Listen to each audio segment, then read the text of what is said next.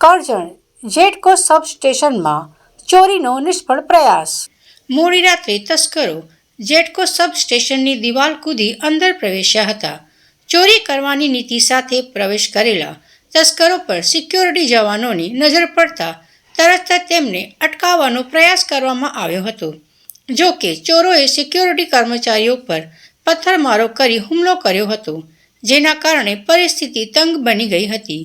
ચોરોના હુમલાના જવાબમાં ફરજ પર હાજર ગનમેને આત્મરક્ષા અને પરિસ્થિતિ કાબૂમાં લેવા માટે ફાયરિંગ કર્યું હતું।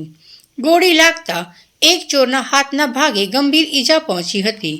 આ દરમિયાન સિક્યોરિટી સ્ટાફ અને ગનમેને 2 તસ્કરોને પકડી પાડવામાં સફળતા મેળવી હતી, જ્યારે અન્ય એક ચોર અંધારાનો લાભ લઈ ફરાર થવામાં સફળ થયો। ઘટનાની જાણ થતાં જ કરજણ પોલીસ તાત્કાલિક ઘટના સ્થળે પહોંચી હતી। પોલીસે સમગ્ર મામલાની તપાસ હાથ ધરી હતી અને ઘાયલ થયેલા ચોરને સારવાર માટે વડોદરાની SSG હોસ્પિટલમાં ખસેડવામાં આવ્યો હતો। હાલ તેની સારવાર ચાલી રહી હોવાનું જાણવા મળે છે।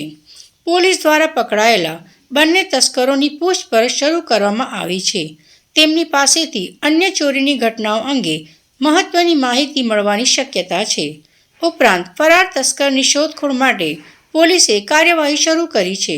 પોલીસે સમગ્ર ઘટનાને લઈને વધુ તપાસ ચાલુ રાખી છે।